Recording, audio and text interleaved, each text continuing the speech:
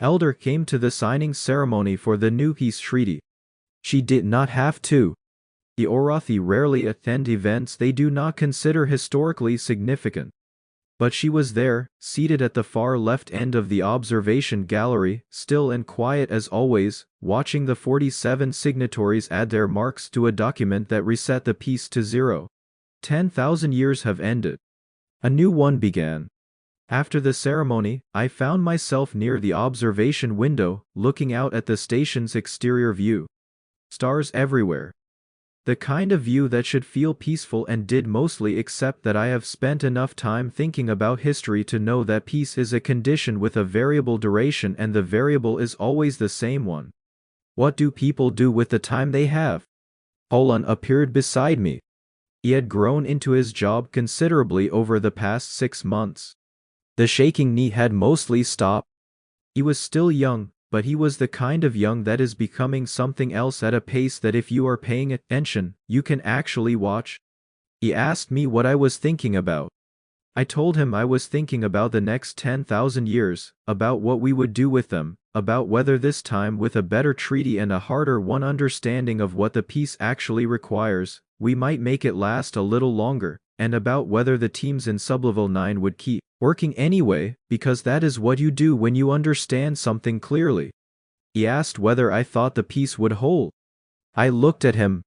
He was asking a genuine question. The way young people ask questions when they have been through something real and come out the other side wanting to understand what it means.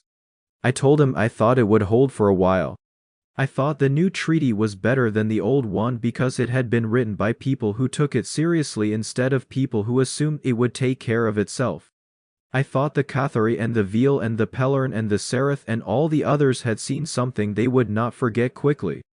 I thought the Orothi Elder had been right when she said clarity was the thing and that it was possible for that clarity to spread over time if the people who had it kept working. And I told him that the teams in Sublevel 9 would keep working not because they wanted another war but because preparation is not a statement of despair. It is a statement of responsibility. You do not prepare for the worst because you have given up on the best. You prepare because the best outcome does not build itself and neither does the safety net under it. He was quiet for a moment looking out at the stars. Then he said very quietly that he thought he finally understood why we had laughed. I asked him to tell me. He said because we already knew the ending was going to be us at a table writing a treaty. We just had to get through the middle part first. I thought about that. I thought about Death sitting down at the table and saying, "Let us begin."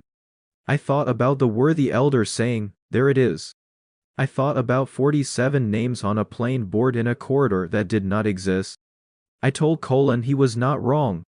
The new treaty was signed. The chamber emptied slowly, the way large formal rooms always do. People moving in small groups toward different destinations, carrying with them different pieces of what had just happened. A new piece 10,000 years ago reset to 0. I stayed at the window a little longer. We would be ready when this one ended too. I did not feel good about that. I did not feel bad about it either. I felt human. And in this universe, in this moment, standing at the edge of a new 10,000 years with 47 names remembered and a treaty signed and a long table of work still waiting to be done. That felt like exactly enough. Operators, whose systems were now in passive monitoring mode, started a quiet argument about something entirely unrelated to the battle, which told me they were decompressing in the way humans do, filling the silence with ordinary noise to remind themselves that ordinary things still exist. I poured coffee into a plain cup and held it with both hands and thought about the 31 who had made it out and the 10 who had not. I thought about the 7 rooms of drones in Sublevel 9 and the line ducta. Calloway had written 300 years ago. I thought about how strange it was to be standing in this particular moment at the other end of all that quiet patient preparation. Outside the command ship's windows, the Cathari fleet was holding position, dark shapes against a darker background, still and watchful and trying to understand what had just happened to them. I finished my coffee, then I went back to work. The first time Drathanel asked me why we had laughed, we were sitting across a table in a neutral station 3 weeks after the ceasefire had been held. He asked it in the formal tongue of Galactic proceedings, which meant it was an official question. He had thought about it long enough that he wanted a real answer. His crest was lowered. His forearms were resting flat on the table surface, which in Cathari body language signals that the speaker has set aside their rank for the moment and is speaking as a person rather than a commander. I told him that we laughed because we recognized the situation, not from this war, from every other one. He waited. I told him to think about what he knew of human history, the parts that were in galactic records. 300 years of membership in the community during which time humans had been regarded as charming newcomers with interesting art and no serious military heritage. Before that, according to our own records which we had made available to the community on joining, somewhere between 10 and 12,000 years of civilization, roughly cities, agriculture, writing, philosophy, science, industry, space travel, the usual sequence. What the galactic records did not fully capture, I told him, was what that 10,000 years actually looked like from the inside. It looked like a conflict. Not constant conflict, but recurring cycles of peace and disruption and peace again. Each time different, each time teaching us something new about how fragile the structures we built could be. We did not have a 10,000-year peace. We had a human-scale version of history, which meant we understood in our bones, in the part of us that is older than language, that peace requires maintenance. It requires attention. It requires that someone somewhere is always asking the uncomfortable question. What do we do if this ends? Brathen was quiet for a moment. Then he asked the question I had expected. He said, "Why did you not simply trust the Pax Galactica? It had been held for 10,000 years. It was the framework your species entered into. Why assume it would fail?" I looked at him for a moment before answering. I told him that 10,000 years is a long time for species that have been around for 50 or 100,000 years. For a civilization 300 years into its galactic membership, 10,000 years of recorded peace is the history of something that happened before you arrive. It is like a child being told that the road in front of the house has never had an accident. The child was not there for all those years of safe passage. The child only knows that accidents happen because the child has seen them. It would be strange, I said, for a species with our history to walk into a new situation and assume that the past was a guarantee of the future. He sat with that for a while. The translator system rendered the silence as silence, which I appreciated. Then he asked something I had not expected. He asked whether we had actually wanted to use what we had built, whether somewhere in the human command structure someone had been hoping for an opportunity. It was a fair question and it deserved a real answer. I told him no, and I told him why I believed that, which was the more important part. The people I had met in Sublevel 9, the engineers and analysts and doctors who had spent their careers in those quiet rooms, were not people who wanted a war. They were people who had looked at the evidence of what happens when you are unprepared for one and decided they were not willing to let that happen.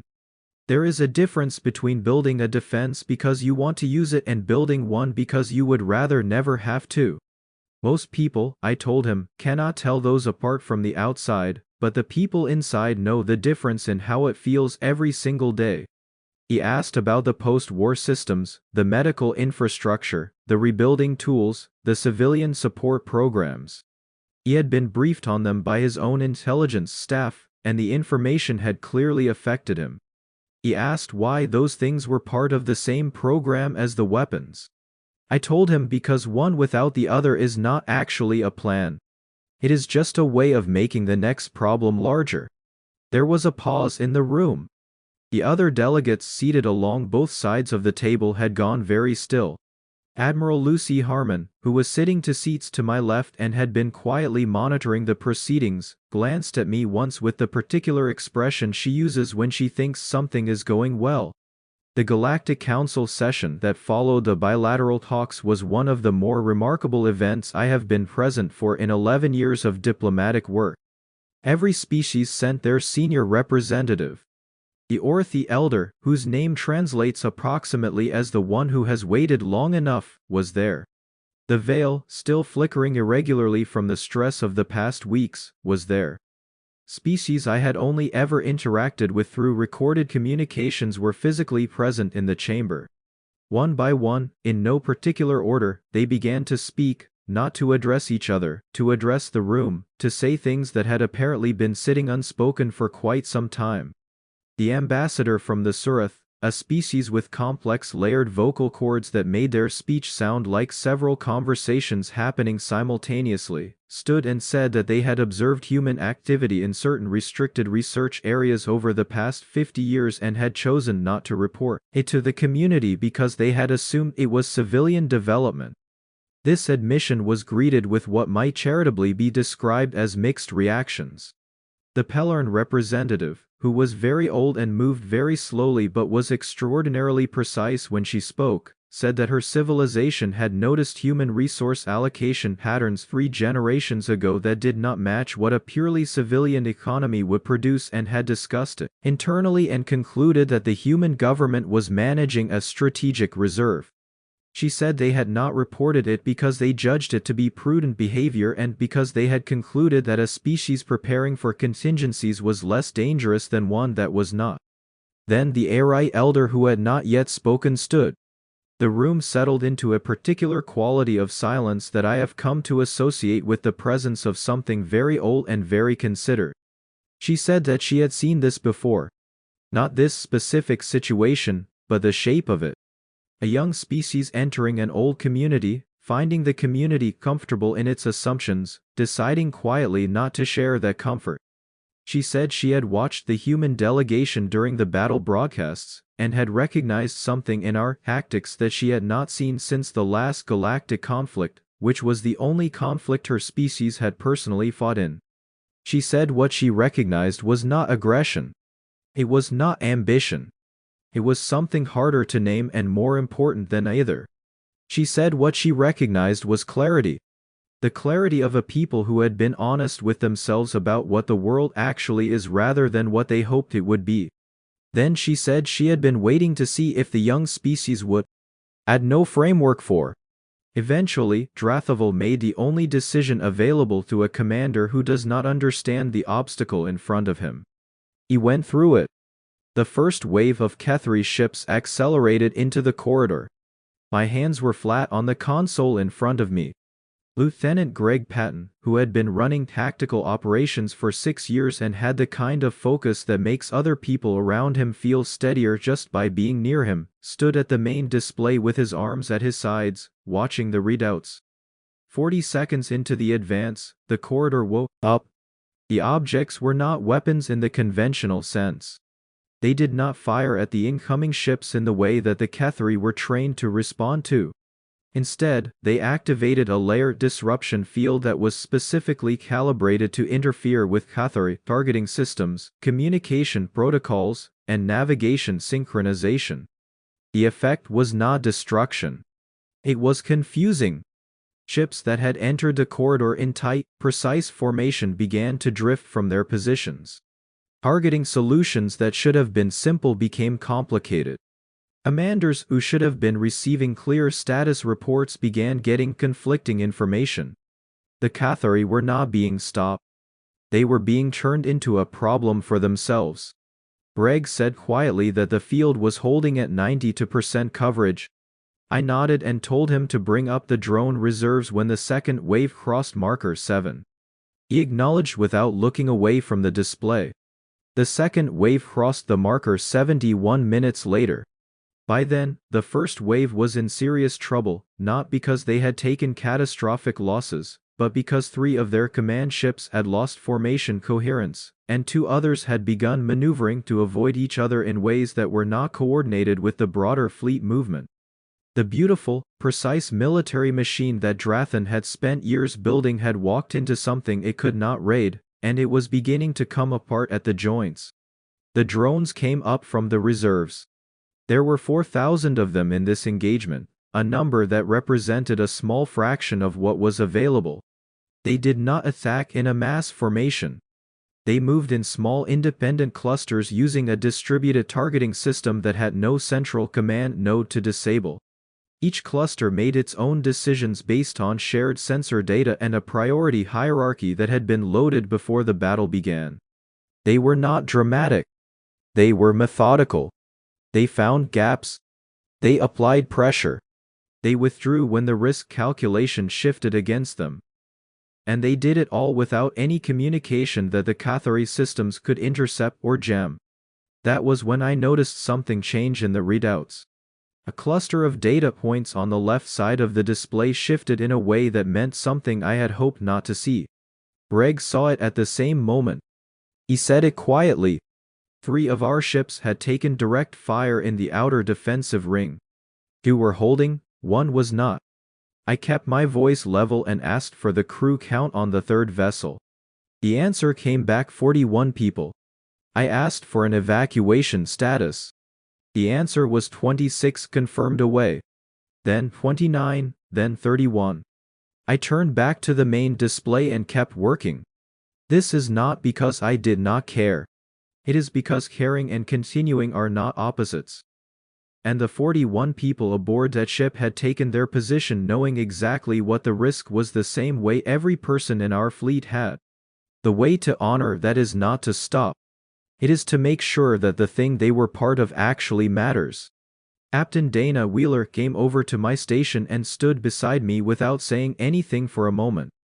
Dana was one of those people who had been in difficult situations so many times that her presence itself was calming. Not because she was relaxed, but because she was so completely and functionally herself under pressure that being near her reminded you that humans were built for this. We always had been. She told me that the Cathari second wave was beginning to lose formation cohesion as well. Their command network was trying to compensate for the disruption fields, but the compensation signals were being read by our systems, and we were adjusting faster than they could keep up. She said it with the professional satisfaction of someone whose careful years-long work was doing exactly what it was supposed to do. I asked her how long before the first wave began trying to withdraw. She said her estimate was about 20 minutes. She was off by 3. The Cathari first wave pulled back, not in a rout, in a managed retreat, which told me that their commanders were still functioning and still making rational decisions, which was important because the last thing anyone needed was a desperate fleet that had stopped thinking. A retreating enemy that is still thinking can be negotiated with. One that has stopped thinking is a different problem entirely. The second wave held position at the edge of the corridor and did not advance further. For about 40 minutes, nothing moved. Both sides were in a kind of mutual assessment, reading each other's disposition, trying to understand what the next step looked like. I used that time to walk to the back of the bridge and drink a glass of water and sit with the number 31 confirmed away from the lost ship. That meant 10 people unaccounted for. And by that point in the engagement, unaccounted for had a meaning that everyone in the room understood and no one said out loud. Poland found me and sat down across the small table and did not say anything for a while, which was the right call. Across the chamber on the Galactic broadcast network, which had been streaming the engagement to every species in the community, the reaction was almost as interesting as the battle itself. I had access to a summary feed. The Vale ambassador had reportedly stopped being able to emit coherent light pulses and was simply sitting in a dim still state that their species uses when processing something too large for immediate understanding. Several of the mid-tier species had begun moving their own assets to more defensible positions. Not because they thought the conflict would spread, but because watching what was happening in that corridor had apparently reminded them that the universe was not as safe as they had assumed. The ancient Orc the Elder had not moved. She was watching the feed with the same still attention she brought to everything. One of her aides reported later that she had said nothing throughout the entire engagement except for 3 words, spoken quietly to herself at the moment our drone clusters deployed. She had said, "There it is." The Cathari fleet did not advance again.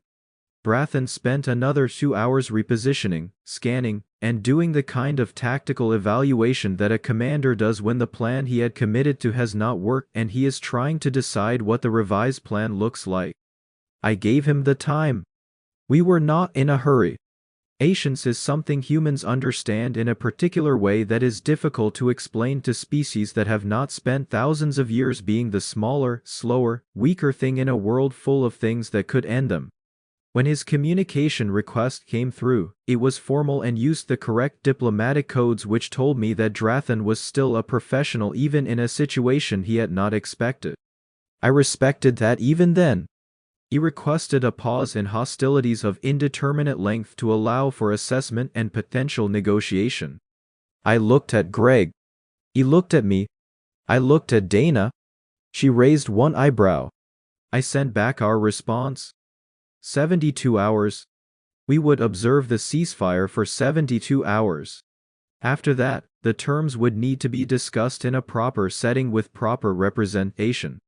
Then I went to the back of the bridge where the small kitchen unit was, found the coffee supply that Lieutenant Patton had been hoarding for what he called special circumstances, and made a full pot. The crew drifted back in small groups. Someone found a packet of biscuits. 2 off the drone. Ceremony and genuine enthusiasm.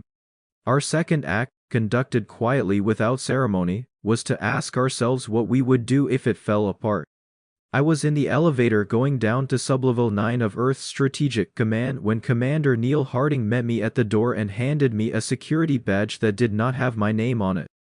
This was standard for the facility. Nothing in Sublevel 9 had real names on it. The place did not officially exist, and the humans who worked there were officially assigned to a number of very boring administrative departments scattered across 3 different continents. Neil was one of the most straightforward people I had ever met in my life, which made him ideal for his job. He was the kind of man who said exactly what he meant on the first try, wasted no words, and had the steady energy of someone who had long ago stopped being surprised by anything. He had been working in this facility for 19 years. He handed me a data ad as we walked and started talking before I had finished reading the cover page. 300 years, he told me. That was how long the program had been running without a single public mention. 300 years of careful, patient, systematic work by thousands of people who had agreed collectively to keep the biggest secret in human history. Not because they were ordered to, but because they understood something important. The peace would not last forever. It never does. And when it ended, humanity was not going to be standing in the street with empty hands. The first thing I saw when the main vault door opened was the drones. Not a few of them, not a test batch. Rows upon rows of them stacked in racking systems that rose 40 m to the ceiling. Each unit identical, each unit charged, each unit waiting. There were enough of them in that room alone to fill the skis of a medium-sized planet. Neil told me this was one of 7 such rooms in this facility, and this facility was one of 14 like it scattered across the solar system. I stopped walking. I stood in the middle of that room and just looked up. Neil let me look. He had given this tour before, and he knew that the first few minutes needed no commentary. The drones were only the beginning. The next room held energy weapons, not the borrowed or licensed versions of technology we had quietly purchased through normal galactic trade channels, but our own versions redesigned from first principles, stripped of the inefficiencies that the original inventors had left in because they had never needed to solve for certain specific problems. Humans had spent 3 centuries solving specific problems that no other species had bothered to consider because no other species had expected to need the answers. The room after that was the one that made Colin, who had joined us at some point, go very quiet. It held psychological systems, not weapons in the traditional sense. Tools designed to disrupt coordination, undermine confidence, create hesitation at critical moments. Things that work not on the body but on the mind. Neil explained them with the same calm tone he used for everything. Colin asked who had designed these. Neil told him the original concepts came from historians. Actually, people who had spent careers studying every recorded conflict in galactic history and identifying the invisible turning points, the moments where the outcome shifted, not because of firepower, but because of doubt. The Cathari had fought 11 wars across their history. They had won 9 of them. In the 2 they lost, the pattern was the same. Not outgunned, not outmaneuvered. They had simply at a critical moment stopped believing they could win. And once that belief cracked, it spread through their command structure like a fracture through glass. Someone had written that analysis 260 years ago and filed it under a reference number that lay nowhere interesting. Underneath it in plain language, they had written a single sentence. Find a way to use this. We had found several ways. But here is what I want to be clear about because I think it matters and because I am the one telling this story. The stockpile was not just things designed to hurt. The vault system went on and not all of it was weapons. There were medical systems, field hospitals that could be assembled in under an hour and treat species we had never encountered in environments we had never trained in. There were communication arrays, translation systems, food synthesis units, water processing modules, structural repair drones that could rebuild a destroyed outpost in days. There were psychological support programs for traumatized civilian populations designed not by military strategists, but by doctors, counselors, and social workers who had asked themselves what people needed after a conflict ended and worked backward from there. Humanity had prepared for the war.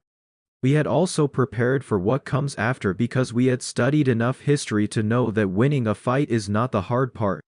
The hard part is what you build once the dust settles. Neil stopped at the last room and pulled up a document on the wall display. It was old. The formatting was simple, the language was plain, and it had been written in the first year of humanity's presence in the galactic community by a woman named Dr.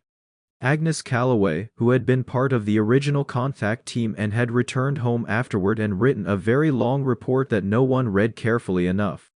At the top of the report, as a kind of preface, she had written a single line.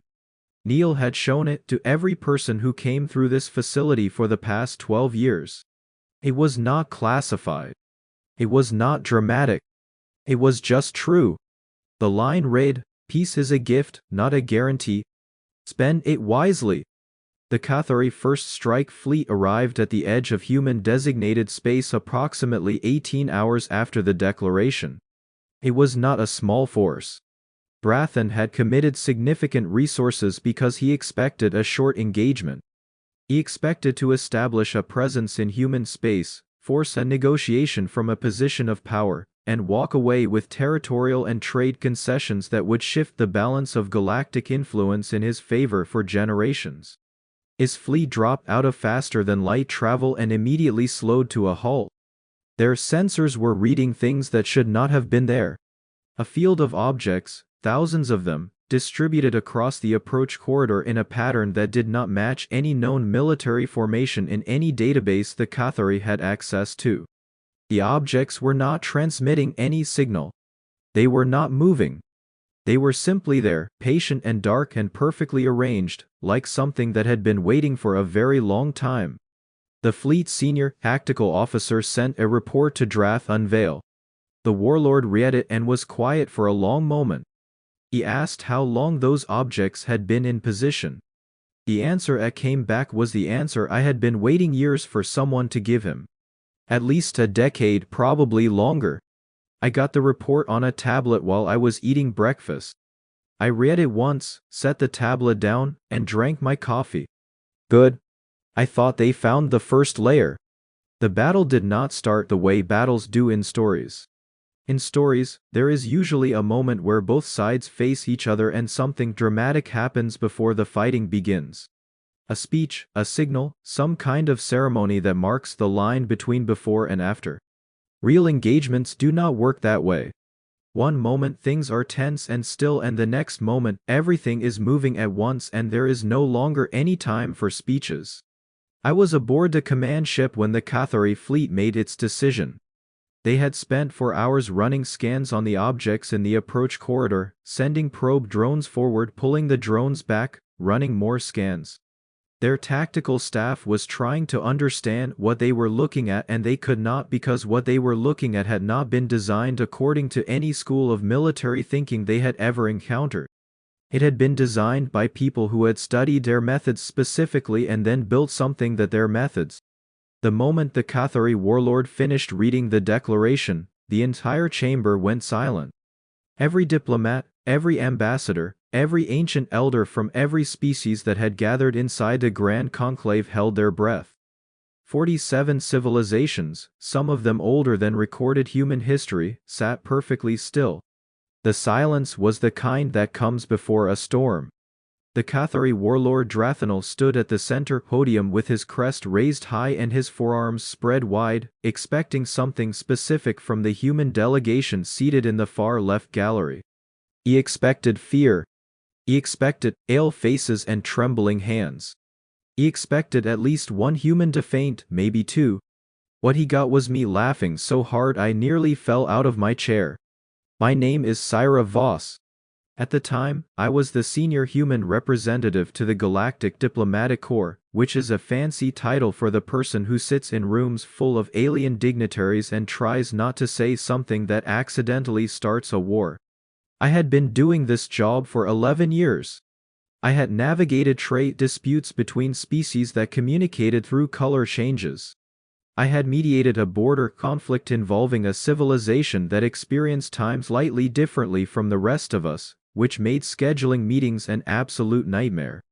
I had once talked a beetle-shaped ambassador down from declaring economic war over a misplaced comma in a treaty footnote. I was by any professional measure a composed and careful person. I laughed for 40 seconds straight. My aide, a young man named Colin Marsh, who had only been on the job for 3 months, looked at me with wide eyes and then started laughing too because my laugh is apparently contagious. Then the 2 security officers standing behind us started. Then the entire human delegation of 9 people dissolved into barely contained, shoulder-shaking, face-hiding laughter in the middle of the most important diplomatic event in 10,000 years. Brath Unvevel stared at us with all 6 of his eyes. His translator chip was working fine. He knew we understood every word. He simply could not process what was happening. In Cathari culture, laughter in a formal war council is a signal. It means either that the laughing party has gone completely mad or that they welcome death so completely that they find the whole situation amusing. He chose to interpret our reaction as the second option. He squared his massive shoulders, lifted his chin, and announced in a voice like grinding stone that the humans had accepted their fate with warrior's grace. That made Colin laugh so hard he had to leave the room. Let me tell you what Cathari actually expected. They expected a species that had only been part of the galactic community for 300 years. A species with no inherited fleet technology, no ancient battle records, no legendary warrior bloodline to simply buckle. We were the newest members of the 47. Every other civilization in that chamber had been around for at least 2,000 years. Several of them had existed before humans had invented the wheel. The Orthi, the oldest species in the room, had survived 3 separate galactic-scale conflicts and had the quiet, patient stillness of something that had outlived everything it had ever feared. Humanity, by comparison, was a child who had only recently learned to walk on the cosmic stage. That was exactly how everyone saw us. Brilliant, creative, energetic, occasionally baffling, but young, fragile, untested in the way that mattered. The 10,000-year peace called a Pax Galactica had been signed before humanity had its first cities. It was negotiated between 9 founding species after the last great galactic conflict, a war so destructive that entire star systems had been left uninhabitable. The treaty was considered the greatest achievement in the history of intelligent life. Its principles were taught to every child of every species. Peace was not just a preference. It was the foundation. Everything else was built on. Humans missed the whole thing. We were somewhere between discovering agriculture and arguing about which river valley to settle in when those 9 species sat down and changed the course of history. By the time we reached the stars, the Pax Galactica was ancient. It was background noise. It was assumed. Every species assumed it. Every species except us. I stopped laughing. Eventually, I composed myself, straightened my jacket, and looked across the chamber at Death Unveil, who was now accepting formal acknowledgments of the war declaration from every other species. Their reactions ranged from horror to stunned silence to very careful diplomatic neutrality.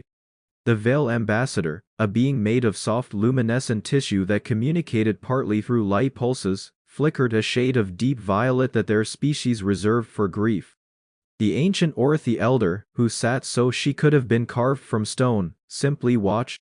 Brath and Vel finally turned back to the human gallery and asked in the formal tongue of galactic proceedings whether the human delegation wished to make a statement in response to the declaration.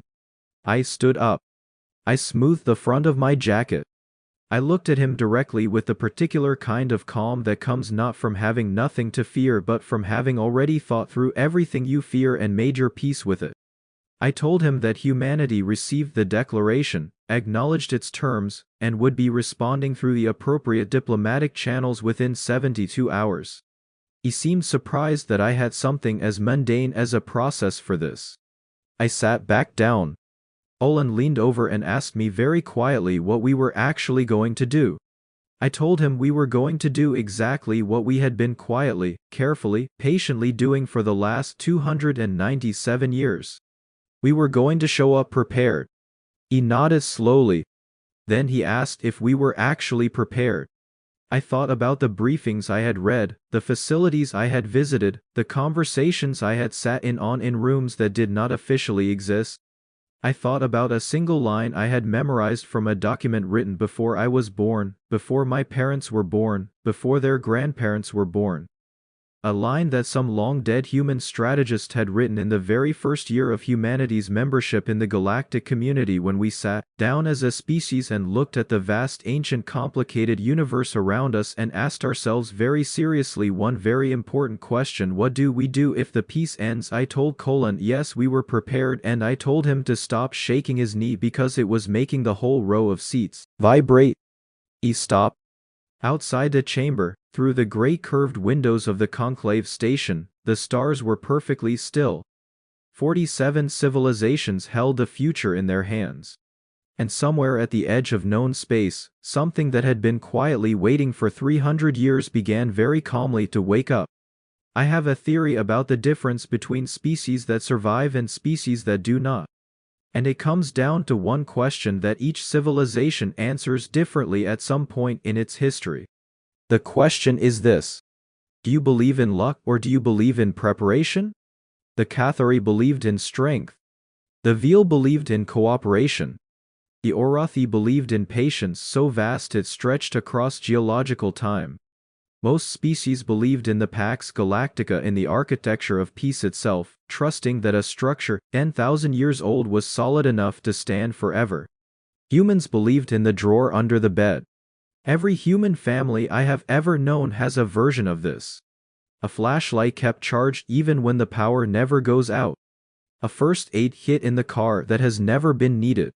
A spare key hidden somewhere sensible. An extra month of food in the back of the pantry because prices change and things happen. We call it being practical. We have been doing it so long that we do not even think about it anymore. It is just who we are. When humanity joined the galactic community 300 years ago, our first official act was to smile, shake hands, or equivalent appendages with 46 other species, and sign the Pax Galactica with great